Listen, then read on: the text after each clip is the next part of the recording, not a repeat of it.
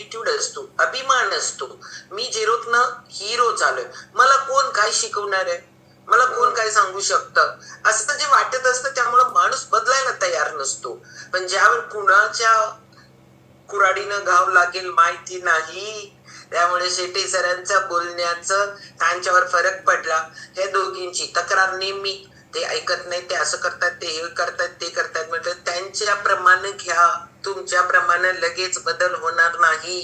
हळूहळू सांगा, गडबड करू नका कुठलीही गोष्ट, आणि मग तो बदल होतो. एकदम ड्रास्टिक चेंज सगळ्यांना पाहिजे असतो, पण असं नसतं. रूल्स रेग्युलेशन्स घालून घ्यायला लोकांना आवडत नाही. त्यांचं जीवन जे चाललंय ते खूप भारी चाललंय, तेच बरोबर चाललंय, अशा ऍटिट्यूड मध्ये असतात. पण ज्या वेळेला आपल्याला स्वतःला ऍटिट्यूड आहे म्हणजे इगो आहे या गोष्टी कळतात ना, कळणारी व्यक्ती ही पुढे जाते. कुणाला कळतच नाही मला काहीतरी असं आहे, मी बरोबरच आहे असं वाटणारी व्यक्ती कधीही रिपेअरी होत नाही. हे ज्या वेळेला वाटतं, हे फील होतं, त्यावेळेला आपण चेंज करतो. जोरदार क्लॅप करू. सगळ्यांचा अगदी जिव्हाळ्याचा विषय, त्याच्याशिवाय आपण जगतच नाही, तो विषय आहे. आणि हे बघता बघता आपण याही गोष्टी बघितल्या की जिथून ते पिकतं त्याची सध्याची काय कंडिशन आहे, जिथे पिकतं तिथं काय कंडिशन आहे, जो पिकवायला लागलाय त्याची काय कंडिशन आहे. म्हणजे हे दोन्हीचा मेळ घालणं पॉसिबल नाहीये. कारण मी स्वतः शेतकरी आहे म्हणून सांगते. कितीही वाटलं, मला स्वतःला नेहमी वाटायचं की अरे सेंद्रिय करून बघू. मग मी सेंद्रिय शेती केली. सेंद्रिय शेतीमध्ये मी उदाहरण सारखं देते, आणि मी गव्हर्नमेंटच्या खूपशा कमिटीवर आहे, म्हणजे ऍग्रीच्या ऍडवायझरीच्या, आणि त्यामुळे मी तिथं पण सांगत असते. मी सेंद्रिय शेती करायला सुरुवात केली. माझं एकरी ऊसाचं उत्पादन आहे 126 टन पर्यंत मी पोहोचले एकदा. ओके, पुढचं ते पण सांगून टाकलं. पण ऍव्हरेज म्हणाल तर 80+ 100 पर्यंत ऍव्हरेज काढणारी शेतकरी महिला आहे. आणि मी ज्या वेळेला सेंद्रिय आणि रासायनिक या दोन गोष्टी केल्या, त्यावेळेला मला ऍव्हरेज ऊसाचं उत्पादन होतं ते 86 आणि सेंद्रियचं होतं ते 56. आता फरक किती पडला? 30 टनाचा. आजच्या भावानं एकरी 1 लाखाचा फरक. जर 40 एकर करत असेल तर कसं करणार मी? मी करू शकते का सेंद्रिय? शेतकरी करू शकतो का? पॉसिबलच नाहीये. कारण त्याला 3 वर्ष शेत मेंटेन करावं लागतं, आणि 3 वर्षांनंतर मग ते तुम्हाला ऍव्हरेज यायला लागतं. पण 3 वर्ष शेतकरी सर्व्हाइव्ह करणं पॉसिबल नाहीये. आता थोडी खतं आणि हे आलेत, पण त्याच्यामध्ये किती सत्यता आहे आणि किती 100% आहे? नाही. कारण का की मी एकदा सेंद्रिय शेती केली होती आणि मला गव्हर्नमेंटनं ऑफर दिली होती की तुम्हाला सेंद्रिय शेतीचं सर्टिफिकेट देऊ का. म्हटलं मी करतच नाही तर घेऊन काय करू. कारण म्हणजे खूपशे लेख सेंद्रियचे शेतकरी मासिकात प्रसिद्ध व्हायला लागले, आणि ते बघून गव्हर्नमेंटला असं वाटलं मी सेंद्रिय पूर्ण करते. म्हटलं नाही, मी सेंद्रिय, जैविक आणि रासायनिक तिन्हीचं कॉम्बिनेशन करते, त्यामुळे मला सर्टिफिकेट नको. कारण मी ऊस पिकवायला लागले, ऊस माझा इथं चाललाय. त्यामुळे या गोष्टी तुमची इतकी गल्लत आहे, इतकी गल्लत आहे, त्यामुळं आपल्याला आत घालताना आपण कसं घालायला पाहिजे या गोष्टी समजून घ्यायला लागलोय. आणि याच्यासाठी आपण सगळं उलटाठेव करायला लागलोय. ते स्वस्थतेसाठी करायला लागलोय. आणि आयुर्वेदानं स्वस्थतेची व्याख्या आपल्याला सांगितली. काल मी सांगितली तुम्हाला, समदोषा समाग्निश्च समधातु मलक्रिया प्रसन्न आत्मेंद्रिय मना स्वस्थते विधीयते. म्हणजे एवढी डीप व्याख्या केल्या. आणि आपण खरं आज या ग्रुपवर जेवढे लोक आहोत या सगळ्या स्वस्थतेचा विचार आपण करू. आणि नुसताच आपण ह्या शारीरिक स्वास्थ्य जपताना बाकीच्या स्वास्थ्यांच्याकडे लक्ष दिलं नाही तर मग आपल्याला ओके नाहीये. WHO याच्याही पेक्षा वेगळं सांगतंय. WHO याच्यामध्ये अजून एक सामाजिक स्वास्थ्य, आर्थिक स्वास्थ्य, या दोन्हीची पण याच्यामध्ये विचार केलाय. आणि खरंच त्या दोन्ही गोष्टींचा पण आपल्या शरीरावर परिणाम होतो. विचार करा, तुम्हाला पैसे नाहीयेत, तुमच्या जवळ कुणाचं तरी देणं द्यायचं आहे, आणि तुमच्याकडे आर्थिक नाहीये.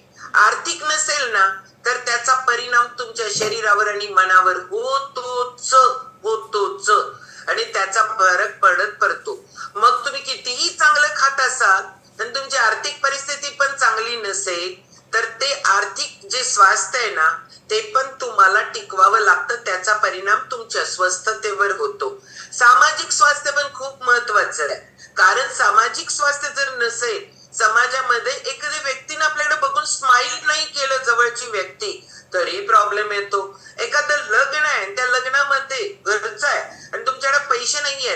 सेकंडरी ठेवलं, तुम्हाला व्हॅल्यू नाही दिली, तरी तुम्हाला त्रास होतो. त्या दिवशी तुमची चिडचिड होते, त्या दिवशी तुमची ऍसिडिटी वाढते, त्या दिवशी तुम्हाला झोप लागत नाही. नुसत्या एकाला झोप लागत नाही, नाही तुमच्या अख्ख्या फॅमिलीला किती वेळा बोलतात, त्यांनी मला असं केलं, त्यांनी मला तसं केलं, अमुक झालं, यांना दाखवतो, यांना असंच करतो, तसंच करतो. किती ठिकाणी किती विचारांनी तुमचं स्वास्थ्य बदलतं. त्याच्यामुळं सामाजिक स्वास्थ्य पण असणं खूप गरजेचं आहे. आणि नक्की आध्यात्मिक हीच तरी सगळ्यात शतायुषी मध्ये आहे ना, आपण याच्यावरच काम करायला लागलोय. शतायुषीचा बेस आहे ना, तो आध्यात्मिक आहे. कारण योगाचा बेस आहे तो. आम्ही काय शतायुषीचा वेगळा नाहीये. तर तुम्हाला ना हा बेस असण्याच्या पाठीमागं कारण आम्ही सगळे त्याच कुशीत त्याच मुशीत तयार झालेले लोक आहोत. आम्ही सगळे लोक वयाच्या, मला तरी मी 18-19 पासूनच योगाच्या याच्यात आहे. मग मला सांगा, ह्या याच्यापासून आम्ही ज्या गोष्टींवर आमच्यावर परिणाम झाला, तो इतका परिणाम झाला, म्हणजे मी तर माझ्या गुरुला म्हणजे इतकं आदराचं स्थान देते. कारण त्या वेळेला त्यांनी आमच्या मनावर इतकं बिंबवलं की जीवनाचा अर्थ काय आहे, जीवनाचा सार काय आहे, आपला जन्म कशासाठी आहे, मी कोण आहे आणि मी हा जो आहे त्याचं कारण काय आहे. ह्या सगळ्या गोष्टी इतक्या, म्हणजे आध्यात्मिक स्वास्थ्य हे तुम्हाला आतून शांत करतं. खूप लोकांना वाटतं मला यांच्यासारखं बनायचंय, मला त्यांच्यासारखं बनायचंय. बनायचं हे साधनेशिवाय घडत नाही, त्याला साधना लागते. आणि ही साधना करता करता तुमच्यातला बदल हा थोडस तुमच्याकडनं अध्यात्म तुम्हाला कळालं, त्रयम एकत्र संयमा तुम्हाला जर कळालं, तर मग तुम्हाला म्हणजे धारणा, ध्यान आणि समाधी या गोष्टींचा तुम्हाला अनुभूती यायला लागली, तर ती आत्मसमाधान असतं. आणि ते आत्मसमाधान मिळवणं हे पण स्वस्थतेचं लक्षण आहे. एवढं डीप विचार स्वस्थतेचा केल्यानंतर ही स्वस्थता टिकवण्यासाठी आपल्याला गरज असते ती म्हणजे आहाराची. अन्नातूनच मी काल बोलले की तुम्हाला जे साध्य करायचंय ते अन्नातूनच करायचंय. मग ते अन्न घेताना किती विचार करायला पाहिजे आता, की अन्न घेताना त्याच्यावर माझं भरण पोषण आहे, तर मला ते आहार घेताना या प्रत्येक गोष्टीचा विचार करायला पाहिजे की हे मला तारणार आहे का मारणार आहे. कारण का की आहार तारतो पण आणि आहार मारतो पण. मग आपल्याला विचार करताना फक्त एक गोष्ट इथं गोंधळ करून जाते आणि ती म्हणजे मोह आणि प्रमाद. आता पहिल्यांदा आपल्याला माहिती नसतं आणि आपण सगळ्या गोष्टी करत असतो, मग तिथं काय म्हणतात, त्याला मोह म्हणतात. पण याच्याही पुढे जाऊन एखादी गोष्ट मला त्रास करते हे माहिती असून सुद्धा आपण त्या चुका करत राहतो, त्याला प्रमाद म्हणतात. माझं स्वतःच उदाहरण देते. मला स्वतःला चहा खूप आवडायचा, खूप म्हणजे खूप, सगळ्यांनाच आवडतो म्हणाल तुम्ही, बरोबर आहे, मला अति आवडायचा. मला आणि माझ्याकडे काही आहेत, माझ्या अजून जनावर आहेत, 7 जनावर आहेत माझ्या अजून. आणि ते 7 जनावर घरात दूध जे ठेवून घेणार ते एकदम क्वालिटी, म्हणजे जे दूध ज्यादा फॅट वाला आहे, घट्ट आहे. घट्ट कुठलं असतं माहितीये का, घट्ट असतं त्याच्यामध्ये ज्यादा फॅट असतं म्हणून ते घट्ट असतं. आणि मग ते मी ठेवून घेणार आणि ते असंच निरस दूध, आकडी दूध, न तापवलेलं दूध हे फ्रीजला ठेवायचं आणि चहा बनवताना तेच दूध टाकायचं. साखर डबल, चहापूड डबल, त्याच्यासाठी लय मी वर्क करणार. आणि माझा चहा लय फेमस, म्हणजे माझ्या पाहुण्यांच्यात सगळ्यांच्यात. आणि आमच्याकडे चहा फुलपात्र न पितात, जैन फॅमिली. हे फुलपात्र, ते बारकं असेल तर हे लय कंजूस आहे, कारण मोठं असेल तर ते लय चांगल्या फॅमिलीत नाही, असं त्याचं सिम्बॉल. म्हणून ना मोठ्या फुलपात्र मध्ये मी चहा पिणार. आणि मला सारखं ऍसिडिटीचा, मी मगाशी सांगितलं ना, सिव्हिअर ऍसिडिटी मला लागतंय म्हणून मी पिणार.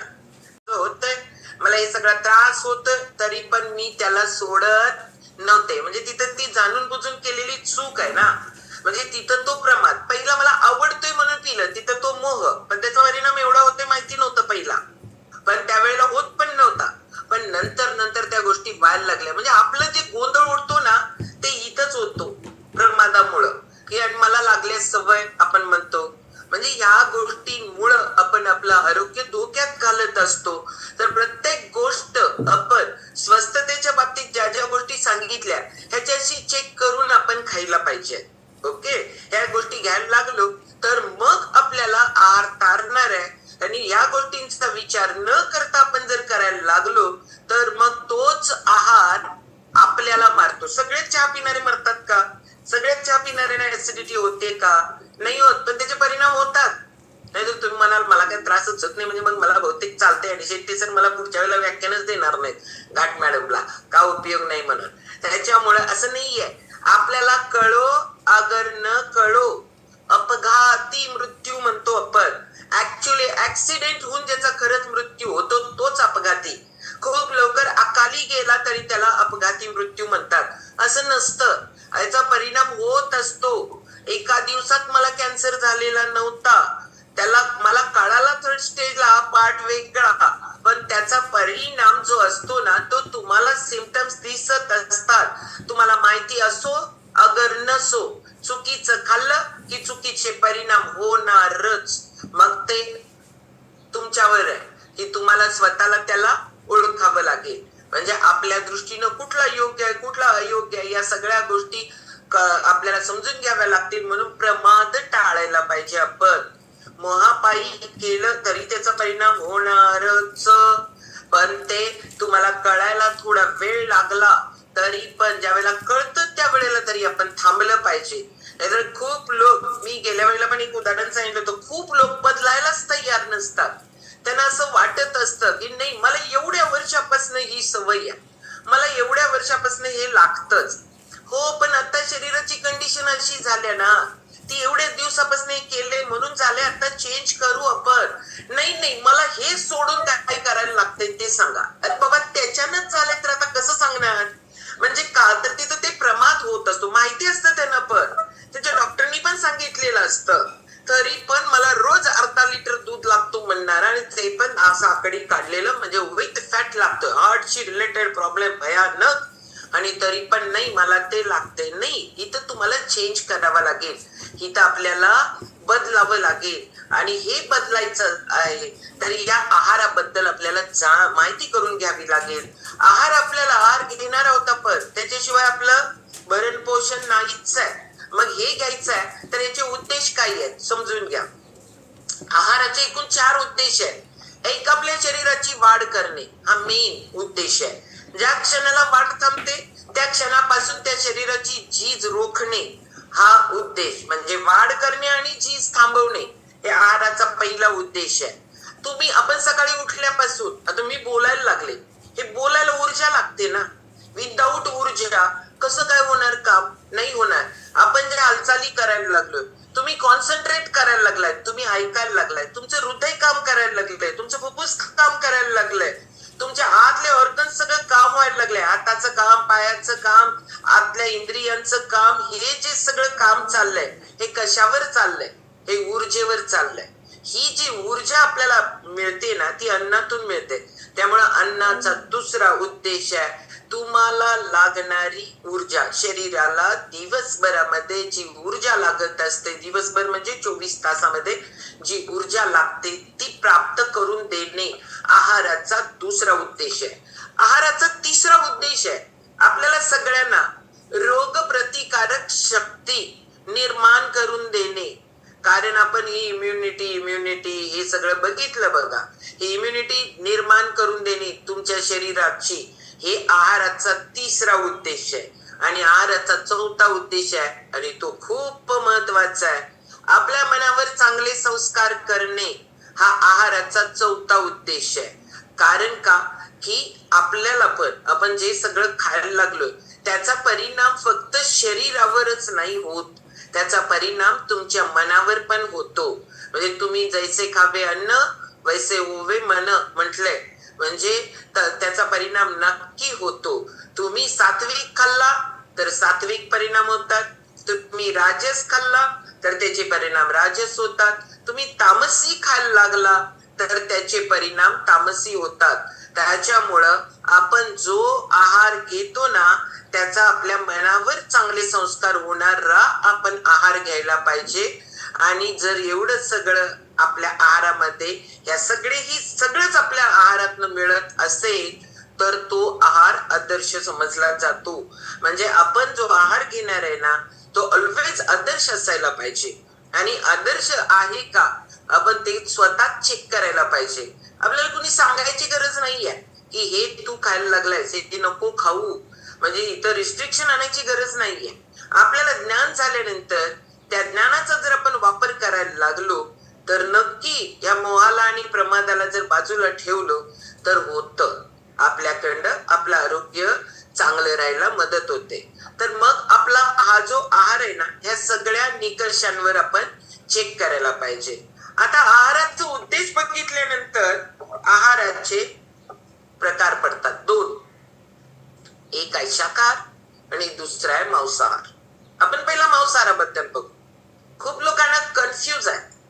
कारण का की नेमकं मानवाचा आहार मांसाहार आहे का शाकाहार आहे. कुणी मांसाहार करत असेल तर उद्देश समजून घ्या. कुणाला विरोध करणं हा आमचा एम नाही. तर आपल्याला ना मांसाहार आणि शाकाहार वादात न पडता, मला स्वतःला काय वाटतं माहितीये का, इथनं आम्हाला सांगायची गरज नाही.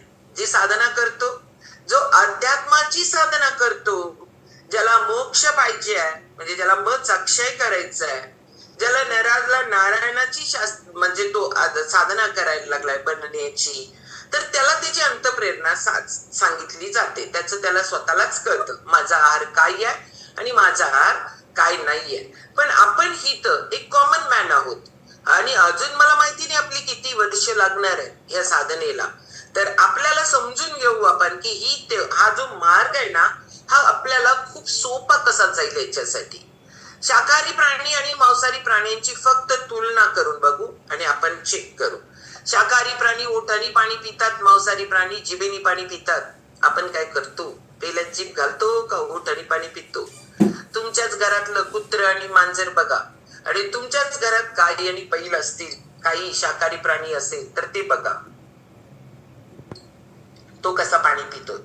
त्याच्यामुळं आपण सगळ्यांनी दाखवतच राहील. तुम्हाला माहितीये की मी कसं एनर्जी ड्रिंक घेतलं ते, कारण मी ओठाने पिलं. त्याच्यामुळं आपल्याला आपण ओठाने पाणी पितो. दुसरं की शाकाहारी प्राण्यांना सुळे अनुकुचीदार नसतात. मांसाहारी प्राण्याचे मांसाचे लचके तोडण्यासाठी सुळे अनुकुचीदार असतात. आपले पण कुणाचे सुळे बाहेर आलेले नाहीयेत. ओके. तिसरं, शाकाहारी प्राण्यांचं रक्त हे अल्कधर्मी असतं आणि मांसाहारी प्राण्यांचं रक्त हे अम्लधर्मी असतं. आपलं रक्त अल्कधर्मी आहे. आणि सगळ्यात मेन महत्वाचं, शाकाहारी प्राण्यांच्या आतड्यांची लांबी जास्त असते, मांसाहारी प्राण्यांच्या आतड्यांची लांबी कमी असते. आपलं पण आतडं 30 फूट आहे. त्याच्यामुळं आपल्याला शरीरांतर्गत रचनेमध्ये आपण शाकाहारी आहोत. आणि का मांसाहारी करतात, काय त्याला कारण खूप वेगळी आहेत, पण आपण ते काम नाही करत आहे आणि आपण मांसाहार घ्यायला लागले का, तर तो खूप चांगला लागतो म्हणून. नाही, असं नाही आहे. कारण काय आहे, हे सगळं घेतल्यानंतर तुम्हाला तुमच्या मनामध्ये वाईट विचार किंवा एखाद्याबद्दल वाईट कृती काहीच होणार नाही. पण पूर्वी युद्ध व्हायची, एक जीवावर तुम्हाला आघात करायला लागायचा आणि एक जीवाला मारणं, किडा मुंगी मारणं अवघड आहे. आणि इथं डास मारलं तरी लोकांना वाटतंय डासाला कशाला मारायचं असं वाटतंय. आणि इथं साधा डास मारताना जीवावर येतंय आणि इथं एक माणसाला मारायचं, त्याच्यासाठी त्याची प्रवृत्ती तशी बनवण्यासाठी तो आहार दिला गेला होता. त्याला काय पापपुण्याच्या कल्पनेनं. पण नेचर मध्ये माणूस सोडला तर कुणामध्येच उत्क्रांती कुठल्याच प्राण्यांमध्ये झालेली नाहीये. कुठल्याही प्राण्यामध्ये उत्क्रांती झालेली नाहीये. आणि त्याच्यामुळं जे निसर्ग नियमानुसार ज्या पद्धतीनं वागतात त्यांनी बदल केलेला नाही. कुठलाही शाकाहारी प्राणी त्याच्या समोर 8-10 दिवस उपवास जरी त्याचा केला आणि त्याच्या समोर तुम्ही मांस ठेवलं तर ते खाईल असं तुम्हाला वाटेल. गाय आणि बैलाच्या समोर जर मांस ठेवलं, 8 दिवस त्याला काही न देता ठेवला, तो प्राण सोडेल पण ते खाणार नाही. आणि तेच जर वाघ आणि सिंहाच्या समोर जर 8 दिवस उपवास करून गवत ठेवला तर ते गवत खाणार नाही. फक्त आपणच एवढे पुढे गेलोय की आपण निसर्गाचा नियम मोडायला लागलोय. त्याच्यामुळं आपल्यावर त्या पद्धतीनं परिणाम व्हायला लागले. म्हणजे माणसाचे शेटे सर दवाखान्यांची संख्या सुद्धा सांगतात कोल्हापुरातली. त्यामुळे आता दवाखाने नव्हे, मेडिकलची, कारण माणसांची हॉस्पिटल जात आहेत, जनावरांचे हॉस्पिटल खूप कमी आहे. ते पण ते माणसाच्या संपर्कात आलेत म्हणून त्या हॉस्पिटलला त्यांना न्यावं लागतंय. जंगलात कुठं दवाखाना आहे का? नाही, जंगलात दवाखानाच नाहीये. पण इथं काय, कारण ते आपण आपल्या पद्धतीनंच त्यांना पण सांभाळायला लागलोय म्हणून त्यांना दवाखान्याला न्यावं लागतं. तरी पण अगदी रेअर म्हणजे माणसांचे डॉक्टर ज्यादा आहेत, जनावरांचे डॉक्टर खूप कमी आहेत. हॉस्पिटल पण खूप कमी आहेत जनावरांचे, आणि माणसांची मेडिकल ज्यादा आहे, जनावरांचं एक कुठंतरी शोधून असतंय. त्याच्यामुळं आपल्याला या गोष्टी, निसर्ग नियम जो आहे त्याचा विचार आपण करायला पाहिजे. मग शाकाहाराबद्दल विचार करू. शाकाहार चांगला आहे का? हो, 11 तारखेला या. 11 तारखेला कोल्हापूरच्या प्रोग्रामला आला तर इकडं काय काय इडली, डोसा, काय समोसे, काय सगळं सांगितलेलं असतंय. आणि वक्ते स्टेजवरनं सांगतात हे शाकाहारी आहे, पण हे सगळं आपल्यासाठी चांगलं नाही, सगळंच आपल्यासाठी चांगलं नाही असं सांगतात. शाकाहार हा कसा माहितीये का, तो त्याच्यावर काही संस्कार केल्याशिवाय तो आपल्याला घेता येत नाही. त्याच्यावर कुठला संस्कार करायला लागतो? त्याच्यावर धुण्याचा संस्कार करायला लागतो, त्याच्यावर अग्नीचा संस्कार करायला लागतो, त्याच्यावर एकापेक्षा जास्त पदार्थ एकत्र करणे हाही संस्कार आहे. मग हे संस्कार जे आपण करतो ना, ह्या संस्कारांमध्ये त्याचा क्रम काही असायला पाहिजे. शाकाहार जसाच्या तसा घेऊ शकतो का, घ्यायचा असेल तर तो कुठला, आणि त्याच्यावर संस्कार करताना फर्स्ट कुठले करायला पाहिजे, ह्या सगळ्या गोष्टी आपण बघणार आहोत उद्याच्या सेशन मध्ये. कारण का की बरोबर घड्याळ बाबांनी 8 वाजवून ठेवलंय. आता मला कंटिन्यू बोलायला लय भारी वाटतंय, पण काय करणार, आपल्याला इथं क्रमश आहे, ही व्याख्यानमाला आहे. त्यामुळे उद्याला आपण संस्कार बघणार आहोत आणि त्या संस्कारांचा क्रम बघणार आहोत. उद्याला आपण त्या संस्कारासाठी वापरणारी साधनं पण बघणार आहोत. म्हणजे आपल्याला भांडी काय पाहिजे, काय काय, या सगळ्या गोष्टींचा पण विचार आपण उद्याला करणार आहोत.